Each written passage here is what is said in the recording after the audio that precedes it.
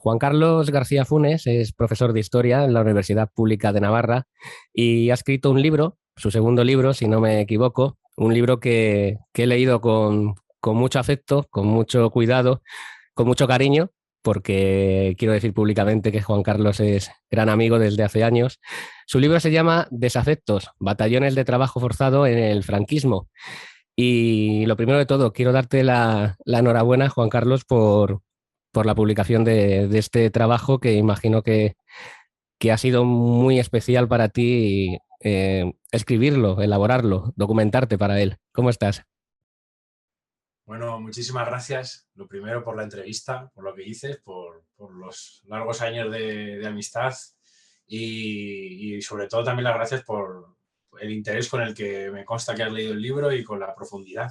Así que doble agradecimiento y sí, también hablo por tus palabras, porque bueno, detrás del libro hay muchos años de investigación. Empecé con este tema hace unos 10 años, un poco más, a interesarme, a enterarme, a adentrarme en los archivos y en este objeto de estudio y bueno, con los años acabó siendo mi tesis doctoral y luego también ahora sí lo que has tenido en las manos es la adaptación de esa tesis y también para llevarlo a gran público y dar, como bien dices, de ese esfuerzo de años, pues también hacérselo llegar a la gente y que, bueno, y que sea una realidad que se conozca cada vez más.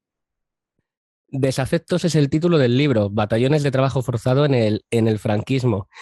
Antes de adentrarnos en él, Juan Carlos, quería comentarte, eh, hay palabras que al leerlas, no sé qué opinarás tú, o al escucharlas sin a lo mejor conocer el significado exacto de ellas, como que tienen una fuerza especial, como que impactan. Yo quiero recalcar estas que tú comentas en el libro. Por supuesto, desafectos, desafección, punitivismo, régimen punitivista, sistema concentracionario. Eh, ¿Puedes contarnos un poco qué significan estos términos bueno, que tienen tanta importancia y sentido en este libro? Bien, pues bueno, así un poco rápidamente, punitivismo sería toda la manera en la que se concibe y se genera una propia cultura en la cual se establece que a determinadas acciones les tiene que corresponder un castigo y en general todas las culturas pues tienen su componente de, ¿no? de su imaginario de qué es lo que debe ser castigable y no, pero bueno, hay momentos en los que hay momentos o sistemas o periodos en los que hay un punitivismo mayor o menor en las sociedades, ¿no? Y en lo que fue el régimen franquista, el golpe de Estado, y para lo que se sublevaron contra la Segunda República y para lo que desarrollaron y desplegaron todo tipo de violencias, ¿no? Y sometimientos, solemos decir que el franquismo fue especialmente punitivista, es decir, que incidió en el poder del castigo para reconfigurar desde la aniquilación y la eliminación física como máximo exponente, ¿no? Del asesinato y las ejecuciones, como todo tipo de represión a los comportamientos y a querer acabar con todas las culturas políticas y sociales que eran diferentes, contrarias a lo que ellos proponían, ¿no? Con su golpe de Estado y los valores que proponían con la sublevación militar y la dictadura que impuso Franco, pues ¿no? En toda esa horquilla hay una gran variedad de castigos y de formas de violencia que hacen gala del punitivismo del cual el propio régimen, ellos no es una palabra que usaran para definirse a sí mismos, pero el componente del castigo lo tenían claro y forma parte del ADN, ¿no? De los militares cuando dan el golpe de Estado y de las ganas de castigar que tienen también muchos apoyos sociales de todas las diferentes que luego llamaron, ¿no? Se llamaron familias del régimen, de diferentes tendencias, desde el falangismo, el carlismo, los sectores del catolicismo más deseosos de que hubiera un castigo para aquellos que no profesaban la religión católica, etcétera, ¿no? Pues desplegaron el castigo, hicieron del castigo la seña de identidad para imponer un nuevo régimen. Dentro de ese gran horquilla, pues el sistema concentracionario fue un sistema desarrollado al compás de la guerra por el cual, según se iban capturando soldados del ejército de la República, que evidentemente pues, los frentes de guerra iban capturando, fueron, podemos decir, almacenando en estos campos de concentración a los soldados que iban cogiendo en el frente, y lo que se trataba era, primero, habilitar un espacio donde tener a miles y miles y miles de prisioneros que venían de ser soldados, ¿no? Pues prisioneros de guerra que iban haciendo, para encauzarlos a diferentes funciones. ¿Vale? No, lo que no querían era tenerlos largo periodo, aunque estuvieran muchas veces largos periodos en los campos de concentración, sin darles una salida, a muchos reutilizarlos para el esfuerzo de guerra, es decir, darles un arma porque a lo mejor pensaban que y lograban saber y discernir entre quién era partidario de su causa, aunque hubiera sido reclutado por la República, ¿no? En territorios que habían defendido la legitimidad republicana, muchos no tenían por qué simpatizar con la República y sentir los valores, sentir más cercanos los valores de los golpistas, ¿no? Ellos sabían que ellos a eso les podían dar un arma e integrarlos a combatir, pero con otros muchísimos sabían que no lo eran, desde luego, sino que eran, ¿no? Pues republicanos o de formaciones de izquierdas, del amplio espectro de las izquierdas del momento, ¿no? Esa fue esa gran masa la que se llamó los desafectos, y a los que, en vez de tener largo tiempo en los campos, pues acabaron destinando a los batallones de trabajadores para que hicieran múltiples trabajos, ¿no? Y ese es el sentido del libro, ¿no? Que se llamará Desafectos también, porque era la etiqueta que les pusieron a los que sabían que no compartían las ideas del nuevo régimen que iban a desarrollar, y que, bueno, pues es una etiqueta que se extendió a gran parte de la población, pero que en gran medida se fragua en los campos de concentración. En el libro cuentas con mucho detalle cómo el ejército sublevado recurre al trabajo forzado para construir la nueva España, como decían ellos. Eh, ¿Podrías contarnos un poco, en el libro das mucho detalle, pero bueno, para la gente que nos escucha, ¿podrías contarnos por qué recurren los sublevados a este trabajo forzado y también la diferencia que hay, que tú también la detallas muy bien en tu libro, entre el trabajo penitenciario y el trabajo concentracionario?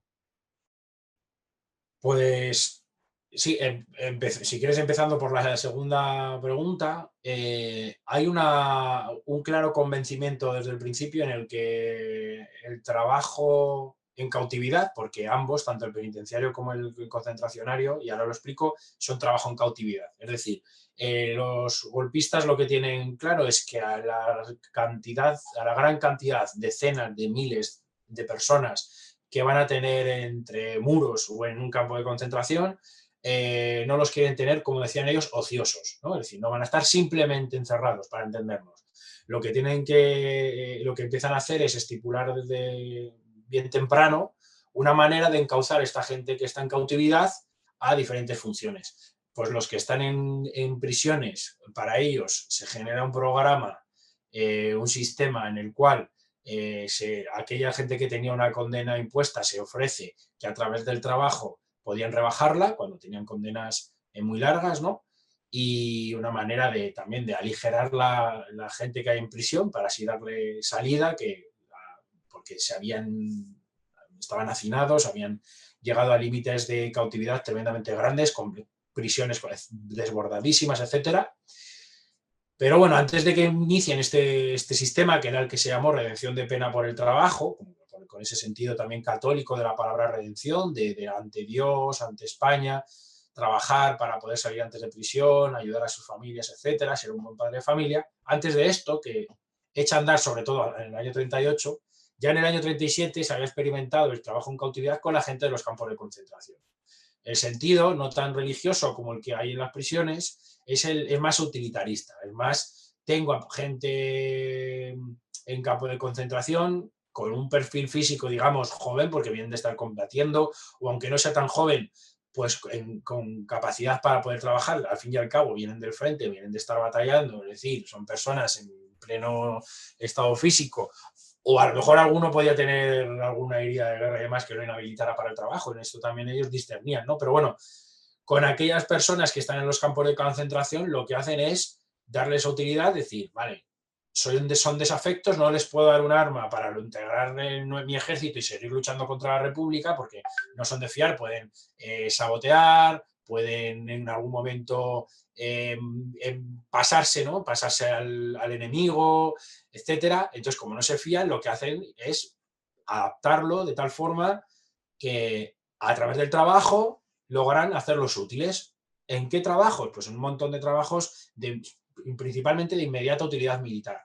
Los trabajos más peligrosos: abrir trincheras, desactivar bombas, limpiar zonas de cadáveres, carga, descarga de camiones, etcétera, pero también desarrollar vía ferroviaria, construir caminos, un montón de cuestiones que son logísticas para el propio desarrollo de la guerra, porque para trasladar materiales, ya sean desde alimentación a armamento, para trasladar grandes cantidades de soldados de un punto a otro, llevarlos a zonas determinadas para seguir haciendo la guerra, etcétera. Te hace falta un montón de mano de obra, que como todo lo que tienen los conflictos bélicos es la gran movilización de personas a los frentes y a las necesidades de la guerra. Claro, no hay un mercado de trabajo ordinario en el cual poder contratar a gente para que haga determinados trabajos, etcétera. ¿Qué hizo el ejército? Al margen de sus propios soldados o de los trabajadores que no hubieran ido al frente, pues con toda la masa de prisioneros que tiene, dirigirlos al trabajo a través de lo que llamaron los batallones de trabajadores. Juan Carlos, llegado este punto, te quiero preguntar cómo era la calidad de vida. Y bueno, lo de calidad ya sobra, pero que nos expliques cómo era la calidad de vida de todos estos prisioneros, de todas estas personas que estaban en tantos batallones de trabajadores, porque fueron muchos. Llegas a contar en el libro que son casi 300 contabilizados, ahora creo recordar, pero luego también otras unidades que tenían otras denominaciones, muchos batallones, y esa gente cómo sobrevivía en ellos. Claro, sí, sí, pues son decenas de miles las personas que pasaron por estos tipos de trabajos, y la cifra exacta de cuánta gente pasó por ellos a día de hoy sigue siendo una incógnita. Falta mucha documentación y no podemos llegar a saberlo. Yo he llegado a saber cuántos batallones existieron, que como bien has dicho, unos 300 y otro tipo de unidades, pero claro, los conformaron entre 600 o 1000 personas en esa horquilla, pero que entraba y salía gente, o sea, salían prisioneros de ellos, ¿no? Por tanto, las cifras, yo he sabido contabilizar mes a mes de cuántas personas en cada mes podemos estar hablando, y llegan a haber momentos de 90, 100.000 prisioneros en batallones de trabajadores, en un mes concreto, ¿no? Por todo el territorio. O sea, las cifras de gente que pasa por batallones son muy altas y algún día ojalá podamos determinarlas, ¿no? ¿Cómo vivían todas estas decenas de miles de personas?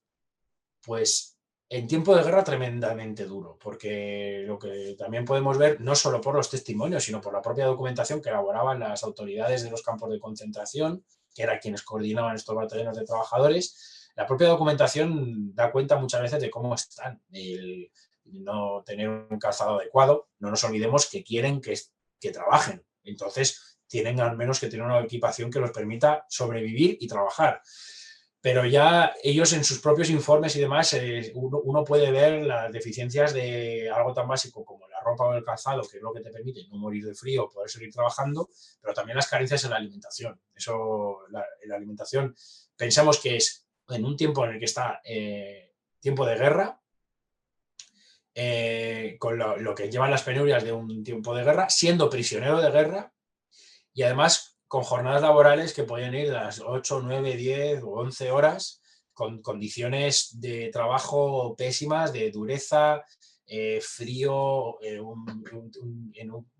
a la intemperie, muchos durmiendo muchas veces al raso, durmiendo en parideras de ganado, es decir, enfermedades que podías morir de enfermedades que no se curaban, heridas mal curadas, heridas que se complicaban, fruto del trabajo o que arrastrabas de la guerra.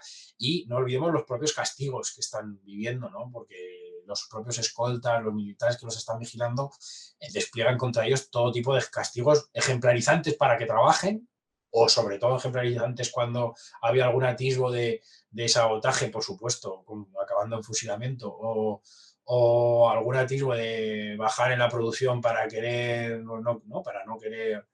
para no querer colaborar, o por algún tipo de aspaviento que pudieran hacer ante alguna orden o desplante y demás. Bueno, todo eso castigadísimo, con castigos físicos muy duros. Uno de los que me vienen así a la cabeza, por ejemplo, es que en la posguerra también lo hacían, porque hay que decir que no solo estuvieron trabajando en el tiempo de guerra, sino que este sistema dura más allá de la guerra, utilizándolo con jóvenes que tenían que hacer el servicio militar, a los cuales clasificaban también como desafectos y no les dejaban hacer el servicio militar, digamos, ordinario, con Franco, pero ya no ordinario, sino que les hacían, ¿no?, trabajar en batallones de este tipo. Un trabajo, o sea, un castigo muy, muy duro que recuerdo, al margen de las agresiones físicas directas o como digo, los fusilamientos ejemplarizantes para que todo el mundo viera, ¿no?, los ponían un alambre a los hombros cargado con piedras a la espalda y les ponían a trabajar con esto, o hacer trabajos humillantes del tipo tener que estar haciendo un hoyo muy grande y luego tener que volver a cerrarlo para que veas la insignificancia ¿no?, de que esto es propiamente también un castigo muy militar. Es decir, castigos de este tipo, a lo mejor quien haya hecho servicio militar en otro tiempo, además, puede decir, yo en la mili también sufrí castigos que parecerían absurdos y demás. Bueno, imaginemos el momento específico de confrontación de la guerra, de odio al enemigo, de sometimiento, y entonces, si sumamos la deficiencia alimenticia, si sumamos los castigos, si sumamos el temporal que pudieran tener, imagínate en zonas pirenaicas en invierno, ¿no? Lo que suponía eso, las enfermedades que se complicaban, eh, yo he visto de las altas y las bajas de los batallones, por qué entra gente, por qué se sale, y muchísimas bajas son por hospitalizaciones. Y luego les pierdes la pista, a no ser que sigas individualmente. Pero luego ves los hospitales militares, ves los ingresos de gente procedente de batallones y ves que mucha gente salía de los batallones no muerta, pero a lo mejor moría al mes siguiente de complicaciones de heridas, de accidentalidad, ¿no?, de accidentalidad, de siniestros en el trabajo, etcétera. Es decir, una casuística muy variada que podía acabar con tu vida, y si no acabar, pues bueno, pues tener heridas que te acompañarán toda la vida. El recuerdo en las memorias de Marcelino Camacho, como él recordaba de haber pasado en Peñaranda de Bracamonte un frío tremendo y demás, y que con el esfuerzo tenía una hernia inguinal, que él en las memorias un par de veces habla de esa hernia inguinal que la acompañó toda la vida. Esa hernia se la hizo en batallones de trabajo forzado, ¿no? Entonces, si sobrevivías, podía acompañarte, el rastro físico te podía acompañar toda la vida.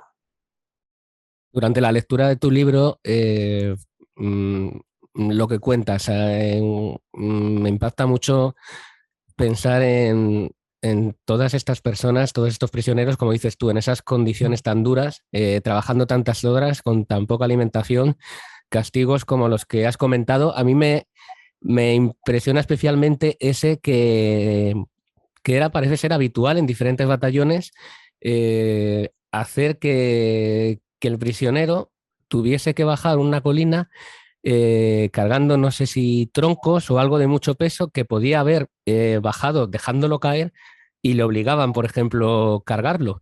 Eh, Esa imagen, cuando lo leí, me estremeció. Es que el componente, o sea, el componente laboral es muy importante, y yo es uno de los que más destaco, ¿no?, en el trabajo, en el libro, ¿no?, porque eh, es cierto que a veces nos centramos en que estos trabajos pueden ser sometimiento o castigo porque sí, pero la parte de que sea productivo y que el uso sea efectivo y puedan hacer y sea muy grande el aprovechamiento de ellos, yo quería hacer hincapié porque muchas veces se obvia, ¿no?, y se olvida. Pero al mismo tiempo no quería tampoco que esa dimensión de castigo y sometimiento se pasara por alto. Entonces, castigos de este tipo que quería que quedaran patentes, además de porque en la documentación hablan de que hay determinadas actitudes que hay que castigar, pero no dicen exactamente cómo. Si no es por el rastro de los testimonios, no sabemos cómo les castigaban y cómo podían tratarles. Y no, a lo mejor, castigo, a lo mejor quien me oiga o Medea pueden tratar de entender que, imaginemos que es un castigo ante un desplante, ¿no? Ante recibir una orden y no respetarla, ¿no? Es que la propia esencia de estar ahí encerrados en esos batallones y tener que trabajar era el propio castigo. Entonces, dentro del propio castigo, acciones como la que comentas es una forma que se incentiva por parte del sistema, pero que muchas veces también depende de quién te está vigilando y de quién está dirigiendo ese batallón y qué inquina tiene. En algunas memorias de prisioneros en batallones hay veces que hablan de perfiles de soldados escoltas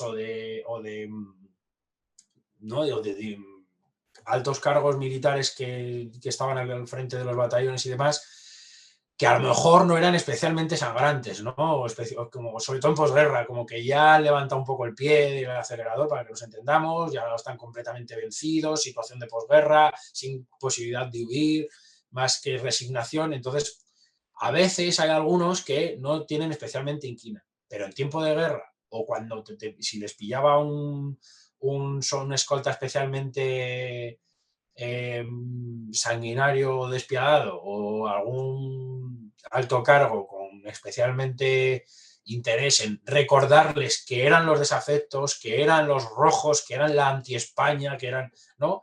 Toda suerte de castigos y de actitudes y acciones que les hicieran más complicada la vida, las llevaban a cabo. Y trabajos como el que explicas de qué necesidad, cuando pudiera haber trasladado ese material perfectamente una colina abajo y demás, es que ¿por qué se hace? Se hace por el castigo por el castigo. El recordarte que estás sometido, el recordarte que al margen de trabajar no se te vaya a olvidar por qué estás aquí. Y eso en la documentación a veces se ve, que ellos se preocupan también, sobre todo en tiempo de guerra, ellos reflexionan de esta forma, dicen, es que nuestros propios soldados, ¿no? Dicen los militares sublevados, ¿no? En diferentes ocasiones, algo así como dicen, nuestros propios soldados lo están pasando mal, nuestros propios soldados están pasando necesidades, nuestros propios soldados eh, no están aquí por gusto, están haciendo un esfuerzo por la patria, etcétera.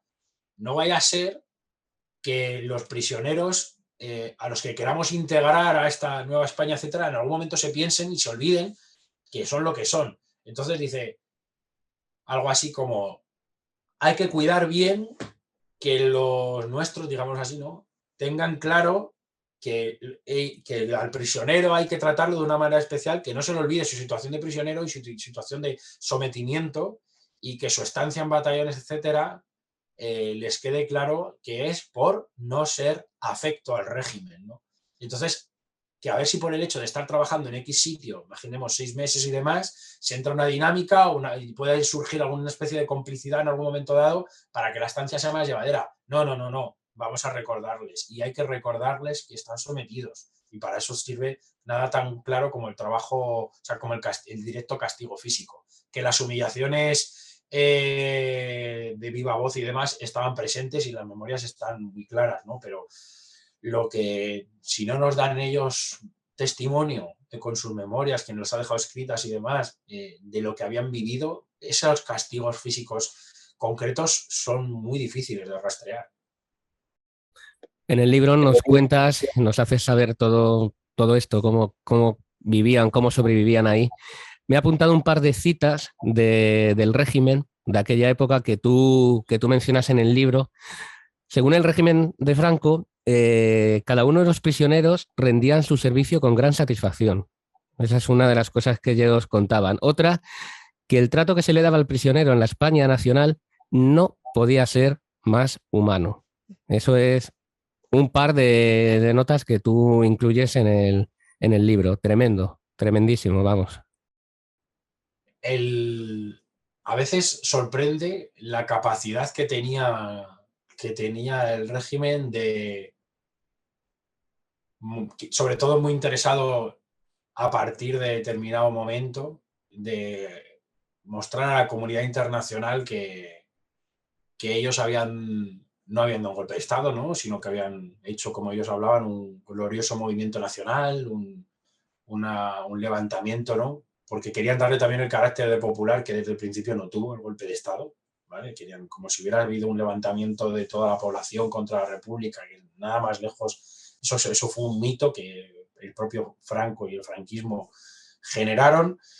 Es pasmoso el poder que tenían de querer configurar una realidad en base a proclamas de este tipo. En muchos discursos de Franco, y no solo de Franco, se puede ver el interés que tienen de mostrar como que están dando un trato humano a sus cautivos, ya fueran presos o prisioneros, o que de las prisiones decían que no podía haber un trato más cristiano, que quien las viera y no iba a encontrar un trato más cristiano en ninguna prisión del mundo. Y unas expresiones que solo una mente tremendamente franquista a día de hoy y convencida de aquella retórica puede pensar que era real, porque es que ni ellos mismos se creían esto, ¿no? Ellos estaban, podemos decir, en misa y replicando, o sea, porque por una parte hacían estas grandes proclamas y por otra parte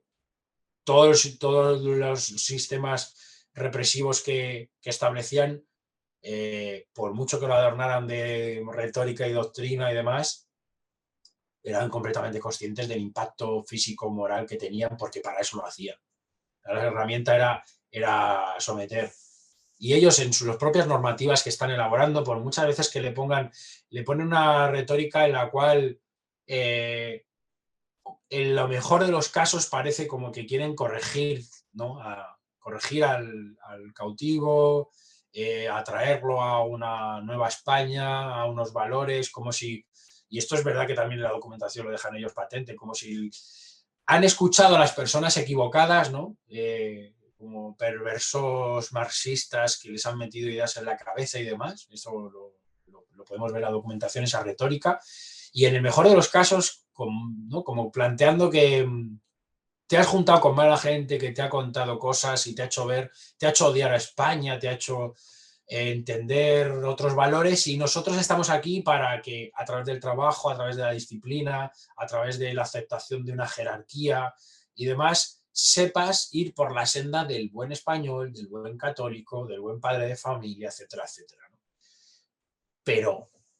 Pero claro, luego uno ve la realidad no solamente de los testimonios de que lo vivieron, que es muy valiosa, sino es que uno le pone cifras, le rastreas por qué y cómo se hizo esto, y dices, no sabes, no sabes dónde está la carga de cinismo, o dónde está la carga de creerse ellos mismos que estaban haciendo algo maravilloso, ¿no?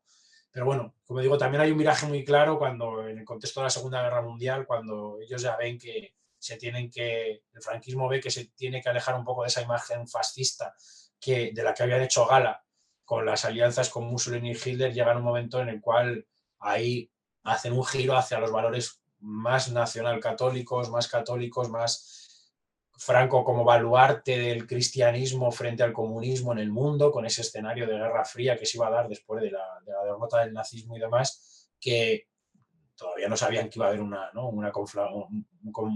confrontación de Guerra Fría y demás, pero sí que se están situando como decir, somos más anticomunistas que fascistas y por tanto queremos enseñarle al mundo que podemos ser una especie de régimen de andar por casa a la española de católico, y que no tenemos nada que ver con ese Hitler y Mussolini que han perdido, ¿no? Ahí dan un giro y les acompañan proclamas de ese tipo, ¿no? Tan bonitas muchas veces, pero la realidad es tremendamente tenebrosa lo que escondían esas palabras. Ahora que se habla tanto de populismo, pues estoy pensando que menudo populista también el régimen de Francisco Franco. Juan Carlos, el trabajo forzado no se mantiene únicamente durante lo que es la guerra civil, perdura unos cuantos años después. Y este trabajo no es estrictamente dedicado a labores militares, y no solo eso, sino que al final diferentes empresas, instituciones, en algún caso, los menos, pero también dices que incluso la Iglesia, particulares, hacen solicitudes por escritos, por carta, para contar con el trabajo de estos prisioneros. ¿Por qué se mantiene tanto tiempo? Para mí, desde luego, es mucho. Desde la guerra civil, dices que más o menos hasta el 47, 48 se mantienen estos batallones de trabajadores, los campos de concentración. ¿Y por qué el régimen accede a ofrecer a estos prisioneros a otras empresas, a particulares, para que hagan trabajos de minería, de obras de reconstrucción en la industria? ¿Por qué acceden a esto? Pues el por qué entra en juego más actores, digamos, que lo puramente militar, en el tiempo de, sobre todo se da en el tiempo de guerra. En posguerra ya, como bien dices, el trabajo continúa y ahora explico cómo, pero bueno, el trabajo continúa es más estrictamente militar aún. O sea, si en la guerra lo había sido mucho, en posguerra los cautivos que ponen a trabajar, sí, continuando el sistema de campos de concentración, ahora llamándoles batallones disciplinarios, de soldados trabajadores, lo que en posguerra se ve más que los utilizan para funciones que necesita hacer el ejército y no dispone de mano de obra suficiente con sus propios soldados, tipo fortificaciones, algunas reconstrucciones, desarrollo de vías ferroviarias, etcétera, ¿no? Eso el régimen necesita y lo usa. En la guerra la variedad es mayor de funciones que hicieron y de quién utilizó la mano de obra de estos prisioneros. Mayoritariamente fue el ejército, como has dicho también, ¿no? Que hay otros actores que tienen presencia, aunque sea menor. O sea, yo lo que he logrado ver es que mayoritariamente es el ejército el que está haciendo uso de los propios prisioneros que tienen sus campos de concentración.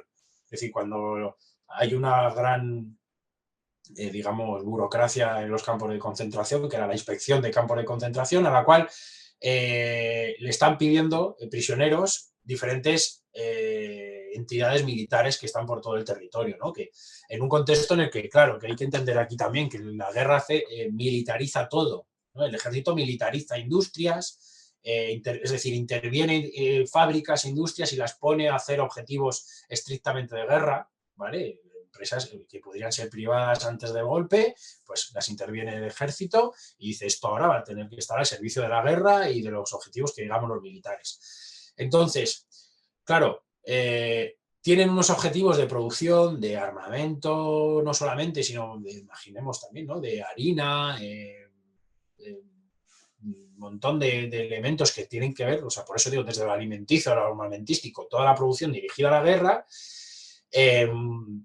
que los militares ponen objetivos que hay que cumplir. Entonces ahí interviene que muchas industrias que habían sido intervenidas por los militares y que tienen que cumplir objetivos que les dicen, ¿no? de producción para la guerra, en un momento dado dicen, a ver,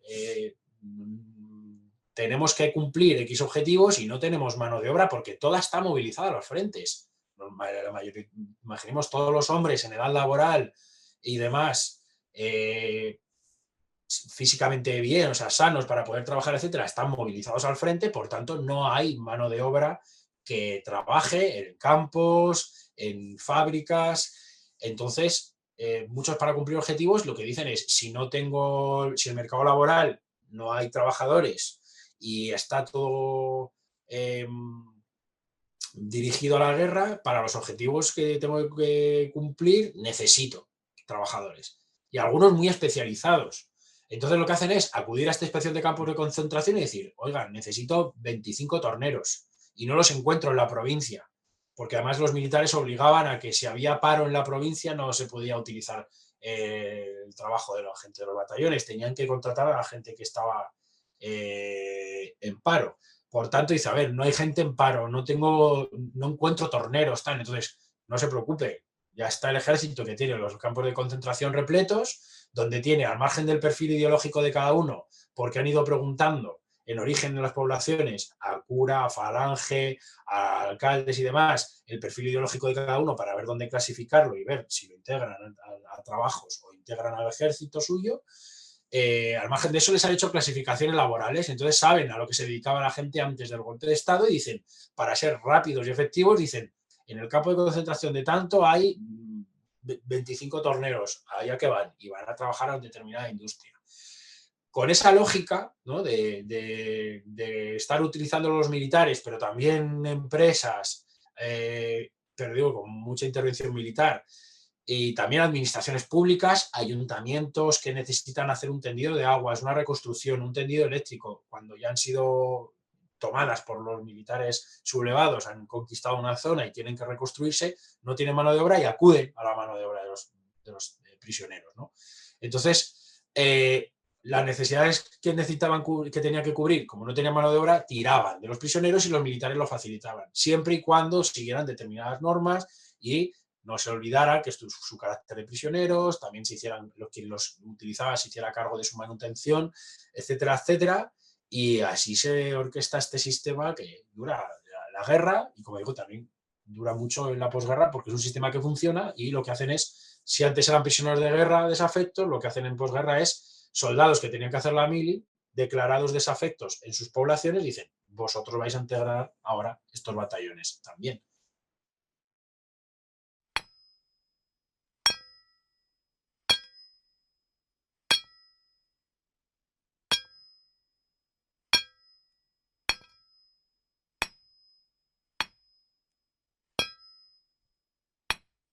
¿Ha sido para ti lo más emocionante, tal vez, de este trabajo, aparte de todo el proceso que ha sido tan arduo, me consta, para realizar este libro, pero en estos años leer esas biografías e incluso a lo mejor hablar con gente, con familiares, ¿cómo has vivido eso y cómo de alguna manera te ha dejado huella? Porque imagino que te habrá dejado huella a conocer los testimonios de gente que sobrevivió. Y no solo sobrevivió, sino que siguió luchando por la libertad y quiso compartir con nosotros su experiencia para que no quedara en el olvido lo que sufrieron. Cuando yo me puse a investigar el tema, como bien has visto también con el libro, has comprobado que era muchas veces un poco muy farragoso, a veces seguir, al fin y al cabo son militares, normativas, órdenes, reglamentos. Luego toda la labor que he hecho a nivel cuantitativo, que ha sido muy ardua y tediosa muchas veces, poder leer las palabras de los que lo vivieron, muchas veces fue a nivel personal en la investigación, a veces era un poco la tabla de salvación, ¿no? Para no ahogarte entre retórica militar, ordenanzas, reglamentos, normativas, como digo, o la parte de números, era a veces puedes perder el hilo, ¿no? Y decir, pero a ver, que estamos hablando de personas, que estamos hablando de quién vivió y sufrió esto. Qué mejor que la voz de quien lo vivió, ¿no? Es decir, a nivel personal de la investigación me servía a mí de respiro, pero es que no solamente era un respiro, porque no nos debe cegar a quienes investigamos el documento, digamos, ¿no? El archivo a nivel documento y demás, sino poner la atención en quién ha vivido esto, pero no solamente, y yo lo digo en el libro, no quiero solamente que la voz de las víctimas de este trabajo forzado fuera una especie de rellenar los huecos que no encuentro con la investigación de la documentación, que para eso sirve también, porque hay cosas que cuentan ellos que si no es con su voz no lo podríamos conocer. A mí me interesaba también ver cómo han hecho ellos el ejercicio. Entonces, cuándo están escribiendo, en qué momento, porque cuando escribimos algo nos pasaría a nosotros también personalmente. Seguro que no hablaríamos de esta entrevista en el futuro igual. Si hablamos de ella de aquí a un mes, que de aquí a 10 años, ¿no? Pues ellos igual. ¿Cuándo están escribiendo ellos estas memorias de haber pasado por aquí? Pues algunos empiezan a escribir en la época de la transición y la manera de escribir y expresarse es de una manera.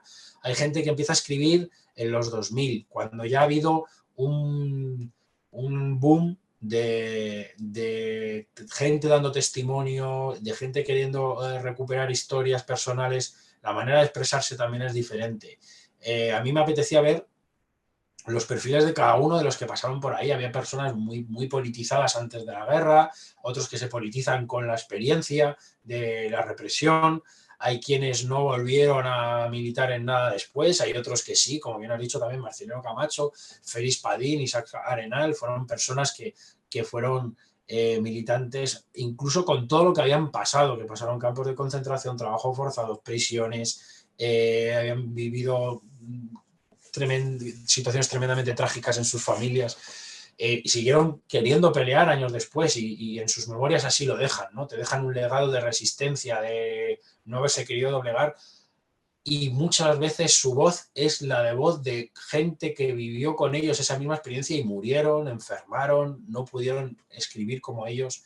Es valioso por lo que dicen de ellos, es valioso por lo que nos dicen de otros que vivieron eso y no pudieron dejar esa experiencia. Y no son muchos los testimonios de las personas que pasaron por batallones de trabajadores y escribieron. Por ejemplo, con cárceles, tampoco es que tengamos de todas las personas que pasaron por prisión un mínimo testimonio, pero se ha conseguido con mucha investigación y con mucha voluntad de las propias víctimas de dejar testimonio de ellos, se ha conseguido bastante a lo largo de los años de investigación el ver cómo se vivían las prisiones del franquismo, etcétera. Pero la experiencia de batallones, muy pocos. Y de hecho, se puede decir que prácticamente todos, o sea, los que estaban accesibles, es decir, que estuvieran publicados o que hubiera habido como esfuerzos como, o sea, digo publicados por alguna editorial, etcétera, como pudiera ser la biografía de Marcelino Camacho y demás. Algunos es autoedición, como Isaac Arenal se autoedita sus memorias, además que son memorias que prácticamente la mayoría es de su paso por batallones. Hablan de la guerra y hablan de después, pero mayoritariamente hablan de cómo les pasó, cómo lo pasaron en concreto él, el paso por el batallón disciplinario de soldados trabajadores número 95. Pero muchos otros han sido esfuerzos, por ejemplo, del colectivo memorialista de Navarra, Memorial en Videac, que conocieron a estas personas, transcribieron sus escritos, sus memorias y lo pusieron a disposición pública en Internet y demás. Es decir, trabajo personal, trabajo de voluntario y empeño de movimiento memorialista, alguna editorial que ha puesto el interés en publicar, pero no son muchas. Entonces yo básicamente como que digo, es casi todo lo que había me lo he leído, he hecho un trabajo de querer ver qué nos podía interesar, qué nos podían legar e intentar ver los hilos en común entre ellos. Cómo, a quién dedican ellos sus memorias, de quién se acuerdan, en nombre de quién lo hacen, pues de la clase trabajadora o del pueblo, ¿no? Ese nosotros desde el que escriben, en qué se caracteriza, por qué ellos tienen voluntad de dejar testimonio y lo hacen expreso, entonces también lo cuento, pero también la propia vivencia del castigo, las herramientas que utilizaban, las jornadas laborales cómo eran, cómo dormían, cómo se alimentaban y demás, que como decía antes, si no por su testimonio muchas veces no lo vemos, no lo vemos y el valor es tremendo. Y la huella que me deja personalmente también, como dices, tuve la oportunidad de todos los escritos y vivencias que he analizado y demás, personalmente tuve la ocasión de conocer antes de que falleciera, haber estado con él entrevistándole y en algún homenaje que precisamente Memorial en Video que organiza todos los años y va a hacer este año el 19º homenaje, el único homenaje que hay a nivel estatal de víctimas del trabajo forzado, a Luis Ortiz Alfau, que falleció y fue una persona que pasó por batallones de trabajadores y nos legó un testimonio también muy importante, pero a Félix, Isaac, José Barajas, son personas que no conocí personalmente y que sus nombres forman parte de mi día a día y guardo Horcajada también, o sea, son nombres que me van viniendo y guardo el cariño de haberlos leído y me quedo como la sensación de ojalá haber llegado a tiempo como llegaron otros investigadoras y colectivos de memoria de conocerlos personalmente, y yo he llegado por lo menos a tiempo de leerles. Y nunca sabrán lo agradecido que estoy y que creo que deberíamos estar tantos y tantas, tantísimo de ello, de que hayan dejado testimonio tan valioso en el que probablemente ellos cuando escribieran y demás hicieran el ejercicio de escribir, que debía ser duro acordarse de muchas cosas de las que se acordaban, a lo mejor ellos pensaron si esto lo iba a leer alguien o si iba a ser útil. Pues con este capítulo de este libro yo pongo mi granito de arena para empujar a que sus biografías sean conocidas. Sus biografías no digo tanto escritura, ¿no? Sino ellos, su trayectoria, lo que vivieron, y que poner el foco en ellos. Y quién sabe, pues si tú, por ejemplo, pues has querido acceder a conocer las memorias de uno de ellos, pues que más gente se interese por sus nombres, busque en internet, vea qué fue de ellos, acceda a sus libros o sus memorias y vean qué nos dejaron ellos, ¿no? Porque yo hago el ejercicio de leerlo e interpretarlo y comunicarlo y ponerlo en este libro, pero recomiendo muchísimo ir de primera mano a sus escritos, porque es tremendo cómo cada uno cuenta su trayectoria, sus experiencias y la crudeza con la que cuentan elementos tremendamente trágicos, duros, y a veces también el optimismo, ¿no? Que eso es algo tremendo, enormemente sorprendente, como personas que vivieron esto y le dejaron este testimonio, muchas veces lo hacen desde un optimismo tan brutal, de querer dejarnos a las generaciones que hemos venido después una dosis de un pensamiento positivo en que se puede transformar las cosas y querer seguir peleando y pensar que siempre pueden ir a mejor, porque ellos, mucho más que nosotros y de lo que pudiéramos pensar, vivieron experiencias de las cuales pues muchos no hubiéramos y muchas no hubiéramos levantado cabeza jamás. Y ellos transmiten un deseo de dar testimonio para contribuir al conocimiento, a la verdad, a que generaciones más jóvenes conozcan lo que se vivió, por lo que pasaron, y además siempre con un gran deseo de que no se repita, de no repetición, ¿sabes? ¿No? Incluso muchos que pueden reconocer que en algún determinado momento ha habido odio, evidentemente, a quien le haya hecho lo que le ha hecho, una especie de forma constructiva de verlo, de dirigirlo el foco es nuestras ideas por las que peleábamos, por construir una sociedad mejor, por la superación de la explotación del hombre por el hombre, ¿no? Como se podría decir, del capitalismo, del fascismo, de la guerra, de la violencia, como algo cotidiano, es decir, dejar eso atrás para construir un futuro de paz, de derechos humanos, de construir un futuro mejor, en el cual nadie puede abusar del de al lado, ¿no? Y ponen su testimonio y su vida a construirlo, ¿no? Cada uno desde sus diferentes ideologías, porque eran variadas, ¿no? Eso para mí es de un valor incalculable, y ojalá este libro también sirva para que la gente, cuando lo lea o vea sus nombres, como digo, se acerque a sus vidas y lo vea por su propio pie y saque sus propias conclusiones y siga hablando de ello. Yo me gustaría compartir contigo, Juan Carlos, de los testimonios que recoges extraídos de las biografías de estas grandes personas, dos momentos que además creo que más de uno y de dos los comentan, momentos de dolor para mí no solo físico, sino psicológico que narran. Uno que me parece terrible es cómo, estando ellos en la prisión, eh, llegan a desear ir a los batallones pensando que, bueno, que por lo menos van a salir de esas cuatro paredes, que tal vez puedan estar en mejores condiciones, y cómo se acaban dando cuenta del error, y muchos de ellos desean volver a la prisión. Y otro momento que también me parece de un dolor aquí físico indudable, pero también psíquico, es cómo cuando estaban muy mal, eh, temían ir al hospital. Sabían que ir a un hospital era, ahí sí que era sentencia de muerte, y algunos de ellos llegan a narrar cómo consiguieron salvar a algún compañero, ayudándole entre ellos y evitando que fueran al hospital. Son de todos los testimonios que tú recoges, dos que a mí especialmente me tocaron mucho porque imagino ese dolor, como te digo, no físico, psicológico, ese miedo y también esa frustración, el decir, estar en prisión es terrible, ir al batallón, peor aún, ¿qué hago con mi vida?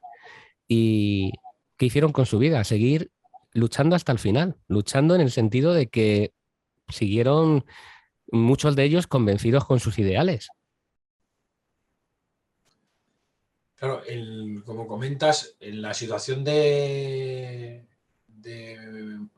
muchos que habían pasado la guerra, ¿no? Y luego son procesados, derivados a prisión, cuando estaban en edad de hacer el servicio militar, eh, algunos, o sea, como he dicho antes, ¿no? Los que les llaman también desafectos en posguerra, que tenían que hacer la mili, digamos, algunos habían hecho el servicio militar con la República, pero el franquismo no lo contabilizó.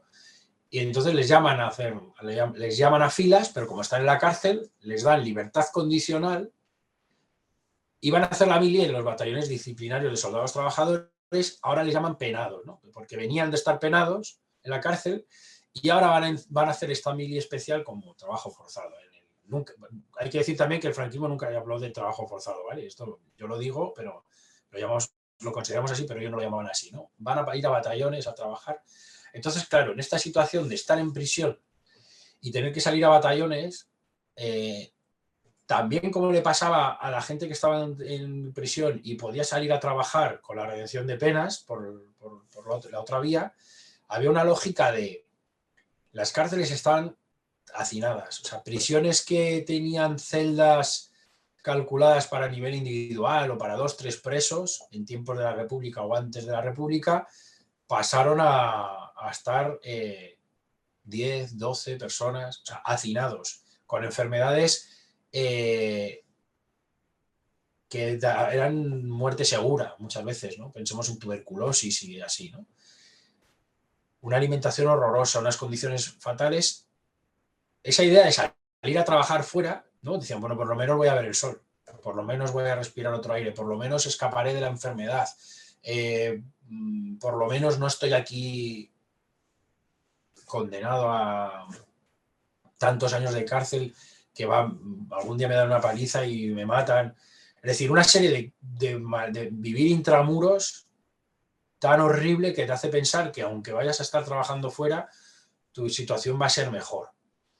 Claro, algunos encontraron la dureza de los batallones y empezaron a pensar que no era algo escogido, ¿eh? No era escogido, pero como bien dices tú, dicen, bueno, a lo mejor al salir de aquí, menos mal. Y encontrarse, como hemos comentado antes, ¿no? Sometimiento, castigo físico, condiciones de trabajo tan duras, una peligrosidad tan grande, a algunos les hizo echar de menos las prisiones de la guerra y las prisiones de la inmediata posguerra que fueron horrorosas, ¿no? Y relacionado con esa conciencia de ser algo tan duro y esa peligrosidad de los trabajos, como bien dices, algunos eran conscientes que salir hospitalizados era no volver, pero no volver no a ese batallón ni ir a otro. Algunos sabían que había heridas que se iban a complicar y hacer todos los esfuerzos para curarse entre ellos, ayudarse, porque acabar en un hospital militar podía ser pues la propia despreocupación. Al fin y al cabo eran prisioneros y tenían otras prioridades como los soldados ordinarios, digamos, ¿no? Del propio ejército. Sabían que podía ser una sentencia de muerte no escrita, ¿no? Entonces, mira, me alegra que destaques esos dos flashes, esos dos momentos de las memorias, porque son una gran muestra de cómo ellos vivieron una experiencia que a ojos externos podíamos pensar lo mismo, ¿no? Estar al aire libre, mejor trabajando que entre cuatro paredes y demás, pues bueno, si ellos mismos cuando lo vivieron, alguno llegó a echar de menos la cárcel, sería por algo. y las cárceles de Franco, que era de lo que es de lo que estamos hablando, ¿no? O echar de menos el campo de concentración o desde luego querer salir de ahí, y había fugas, gente que intentó escapar y que, bueno, si te cogían pues era fusilamiento seguro, ¿no? Si querías fugarte de una situación así, cuando sabes que tampoco tienes mucha garantía de poder escapar a ningún lado, porque también con la guerra acabada y demás,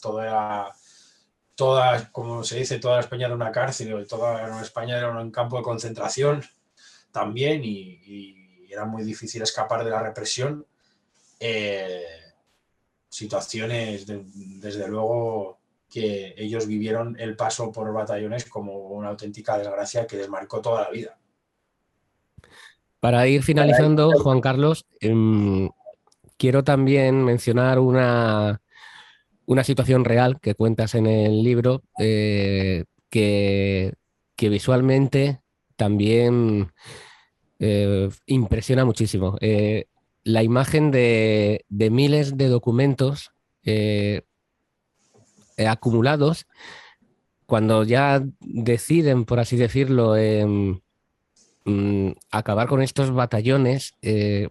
Un par de militares se encargan de tener que recopilar toda la documentación de todos ellos, y son tantos que por el peso lo que hacen es ceder la estructura de la casa en la que están. O sea, la casa está prácticamente hundiéndose de la cantidad de documentos que hay. Y con esa imagen tan terrible, eh, y que tú nos cuentas en el libro, nos muestras cómo no fue fruto de la improvisación, ni mucho menos, cómo se hicieron todos estos batallones de trabajadores, cómo se trató, cómo se registró a los prisioneros de los campos de concentración. Estaba todo muy planificado, y era muchísima la documentación que existía, mucha la que imagino que tú has podido ver, a la que has podido acceder, y muchísima, me temo, también la que se ha perdido. La cantidad de documentos que tendrían que ser para que los cimientos de una casa de aquella época, ¿vale? Pero para que una casa cediera. Me gustó esa imagen en que también lo pongo así, ¿no? Cedían los tabiques como cedieron los cuerpos, ¿no? Que digo en el último capítulo. Una imagen que me gusta que la traigas a colación, porque eh, impacta, ¿no? Yo creo que te da buena cuenta de la inmensidad del propio sistema que ellos habían generado desde el año 37 y que continúa la posguerra, y cuando, como bien dices, ¿no?, empiezan a hacer con una comisión liquidadora de los campos de concentración y batallones, van a ir menguando el número de unidades, van a ir cada vez cerrándolo, y entonces empiezan a centralizar la documentación de los diferentes campos y batallones que van cerrando, van centralizándolo, y claro, se va acumulando todas las toneladas de papel que fueron generando con toda la administración que conllevó organizar, o sea, crear, mantener y acabar cerrando, ¿no? Este sistema de trabajo y de cautividad. Una imagen muy potente porque te da buena cuenta de la inmensidad que a ellos mismos les desborda, que creo que es una imagen potente también para entender lo que fue el franquismo, y quiero que contribuya también pues a seguir haciendo pedagogía para entender en un régimen que a veces de manera intencionada y con malas artes se hace del franquismo, ¿no?, una especie de, una dictadura a la española de andar por casa, de un dictador que, bueno, son los que ganaron una guerra y aquí se pusieron a mandar, y quien se acerque, para los conocedores, investigadores, investigadoras del franquismo es muy conocido, ¿no? Pero para quien no lo conozca tanto y empiece a acercarse a estos temas, lo que más les sorprenderá es la inmensa cantidad de papel que movía todas las diferentes formas de violencia y de gestión de la represión que llevaron adelante los militares, y no era algo al principio hay cosas que son sobrevenidas y que ellos van reaccionando por el camino, ¿no? Pero que se organizan y tienen un gran deseo de sistematizar, de controlar de cada una de las funciones que despliegan, ¿no? En los diferentes campos represivos y formas de violencia que despliegan, ¿no? En el caso de los campos de concentración, los batallones, fue igual, y yo con esa imagen lo quería reseñar, hasta el punto que se quieren poner a ir cerrando esta forma de explotación, y ellos mismos están haciendo expedientes para decir, no sabéis, ¿no? Esos militares que les ponen ahí a discernir entre la documentación, a colocar, a aglutinar, a colocar, y dicen, es que tenemos millones y millones de documentos aquí que somos incapaces de procesar con lo poco personal que tenemos, y los tenemos en un piso que estaba cediendo, ¿no? Los tabiques no aguantan el peso de la documentación, etcétera. Da buena cuenta de un sistema superado incluso por su propia deseo y fiebre por sistematizar todo y controlar y generar kilos y kilos de papel. Aprovecho para decir que fue justo este expediente fue el historiador Jorge Marco, también gran investigador y amigo, que me dio una copia de este expediente, pues se lo encontró él y me dijo, puede que en algún momento a lo mejor te pueda servir a lo largo de la investigación, y lo decidí usar para el libro como cierre, y se lo agradezco también aquí desde esta entrevista, porque me pareció una imagen muy, muy, muy potente, ¿no? Que, como bien dices, no es algo que viene sobre la marcha, como que se hace de una manera naturalizada y demás. El deseo de castigar era lo que tenían naturalizado, lo de kilos y kilos de papel administrativo, burocracia que conllevaba esto, es ingente. Y yo creo que en el libro quería que quedara claro, y que de todo esto la última palabra siempre la tenía Franco. ¿Por qué lo digo también, al margen de por tener clara la responsabilidad última?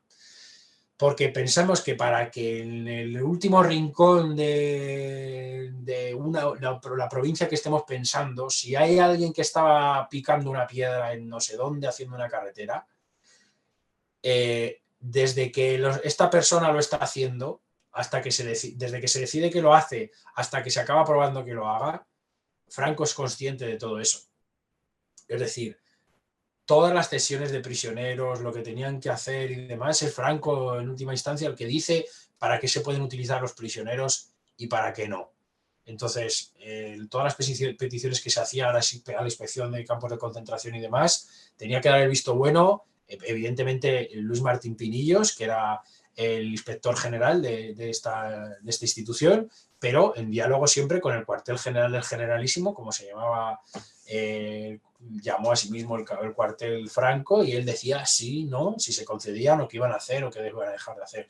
Es decir, que no perdamos de vista, por mucho que hablemos de los militares sublevados y toda la responsabilidad es muy colectiva, que no olvidemos la tremenda verticalidad, jerarquía y pirámide de la dictadura en la cual Francisco Franco tenía la voz última de todos estos trabajos. Juan Carlos, al comienzo de nuestra charla te mencionaba cómo a mí hay palabras que me impresionan solo con escucharla, con leerlas, no sé, que tienen como pozo. Me quiero despedir de ti mencionándote otras tres: compensación, reparación, corrección. Los tres motivos que según el régimen franquista daban sentido al trabajo concentracionario. Muchos de estos presos, de estos prisioneros, no se corrigieron y siguieron amando la libertad. Y quiero darte las gracias a ti por ayudarnos a conocer un poco, no, un mucho de su historia, y, y te doy las gracias porque desde que te conozco sé que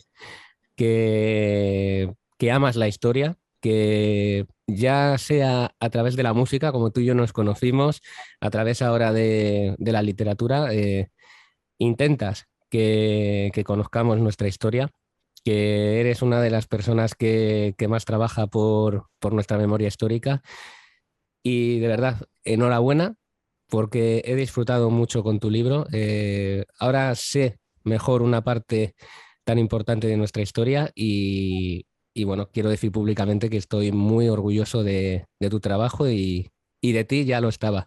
Pero ahora mucho más, Juan Carlos. Enhorabuena, de verdad, porque este libro, Desafectos, Batallones de Trabajo Forzado en el Franquismo, editorial Comares, eh, es un libro que merece la pena leer, sobre todo aquellos y aquellas que deseen saber un poco sobre esta época tan negra de nuestra historia. Pues yo te quiero devolver las gracias, de verdad, por tus palabras y por resaltar lo que, bueno, el empujón o el granito de arena que puedo yo haber hecho con esta investigación y este libro. Y darte las gracias porque da gusto hacer una entrevista cuando alguien se ha leído tan bien el libro y tiene preguntas tan interesantes. Como has podido ver, no hay nada que me pueda gustar y apasionar más que también hablar de un tema al que le he dedicado tanto tiempo y tanta pasión, porque además, porque el tema lo merece, ellos lo merecen y creo que todos y todas nos lo debemos conocer esto y seguir hablando de ello y seguir pues, teniéndolos presentes y como digo, muchísimas gracias a ti por tus preguntas, por la dedicación que le has dado al libro y por esta entrevista tan estupenda que he disfrutado un montón y que vamos, cuando la podamos ya difundir, estaré difundiendo y recomendando y diciéndole a quien escriba un libro que cuente contigo porque haces un trabajo maravilloso como lector y como entrevistador. Así que gracias a ti. Que muchos éxitos y cuando digo éxito me refiero a que seas muy feliz, amigo. Y gracias de nuevo por sacar a la luz Desafectos. Un libro muy necesario. Un abrazo, Juan Carlos. Abrazo enorme.